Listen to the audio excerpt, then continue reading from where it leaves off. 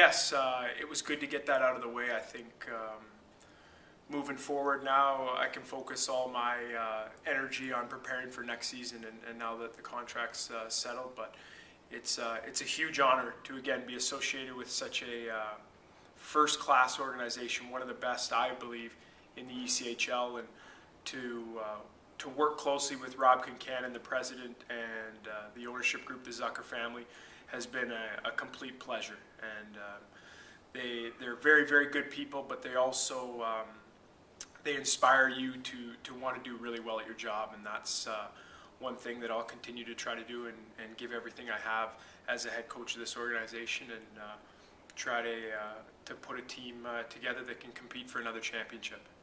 Now, you've already started preparation for next season, at least a little bit. So, learning from what you did last year in your first year, everything was pretty brand new to you as far as a first experience standpoint. What would you say was probably your biggest learning experience that'll help you this next year? Well, there's a lot. I can tell you I learned a lot in my first season, and the biggest thing for me was not necessarily the on-ice structure and how we were playing from a game plan standpoint, but it was the other things and dealing with personnel and trying to fill in holes, because as fans know and as people that know that are familiar with the ECHL level, it's a developmental league, and you have small rosters, and you have to be able to roll with the punches when different things happen, whether it be call-ups, injuries. And that was the one thing I think that stood out to me this year, and I learned a lot and learned to handle those situations. So when they come up next year, I'll be equipped to know, okay, here's what we need to do in this situation, and here's what we can do to better prepare ourselves for if this happens. And I think that was the biggest thing in the first year that I took away. And you kind of had a little bit of an uncharacteristic first year. A lot happened both on and off the ice. So really, all the challenges that could possibly happen to you and this organization really happened in your first year. So it's kind of nice knowing that you've been through a lot and can move forward with it. Yeah, and that's, I think, what doesn't kill you makes you stronger. When you go through these experiences, when you go through these situations that are fairly unique, what happened to us this year, I think now I know how to handle them, and I know how to prepare for them, and I know that maybe on the outcome and now coming out the other side we'll be better off, because I will be able to look back and reflect on what happened before. So yeah, there was a lot of different circumstances that happened this past season, but I think it's good. I think it's a positive, and I think I'll be able to lean on those experiences going forward. Were there any moments last year that you really reflect on as far as a positive memory for you, just to look back on your first year? Was there anything either at the beginning of the year or playoffs or anything? Yeah, I think there was a ton of positives. I think, from just a team standpoint, not concentrating on the individuals that really excelled last year,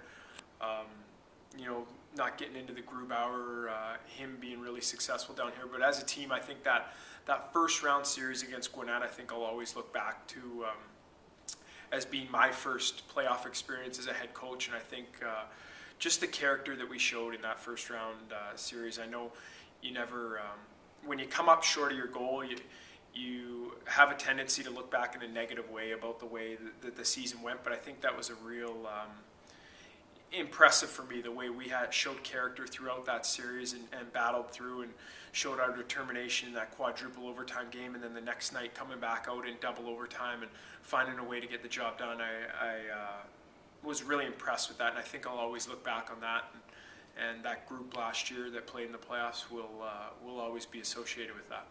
Now, I was talking with Stingrays president Rob Kincannon earlier yesterday, and he mentioned it's really great to have you back, not only because you're a former player and you've been with the organization, but also you have a strong sense of community and what this team means to the Charleston area and the North Charleston area. And it helps because when new players come in and you have some veteran guys come back also, it's a good message to bring that South Carolina, the Stingrays are not only a team that you'll see on the ice, but out and about in the community, and you lead by example with that. It's absolutely crucial.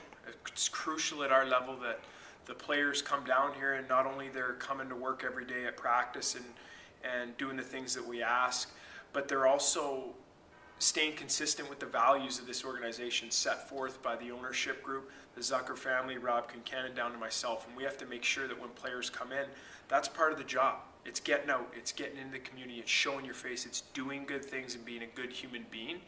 And that's part of the responsibility of being a Stingray hockey player. And it's something that we feel really strongly about, and we'll continue to push that next season, and guys will know as soon as they come in, hey, here's what's expected, here's what we're going to do, and we'll be able to go with it right from the beginning of the season. So I think it's a really important thing, not only for them, the players are getting a lot out of it, the community is getting a lot out of it, and people see the Stingrays and they want to come, hey, there's, Matt Shear came to my daughter's school today, let's go check out the Stingrays this weekend on Friday night playing whoever.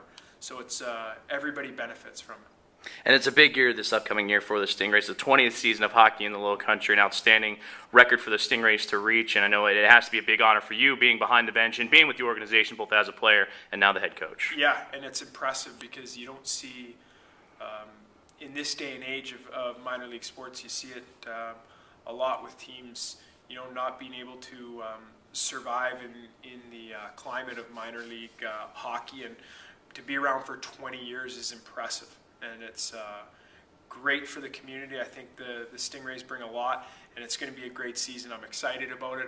I'm glad that we got the contract out of the way, and now we can focus on bringing players in here and getting the right mix of guys that are going to step on that ice on opening night in the North Charleston Coliseum.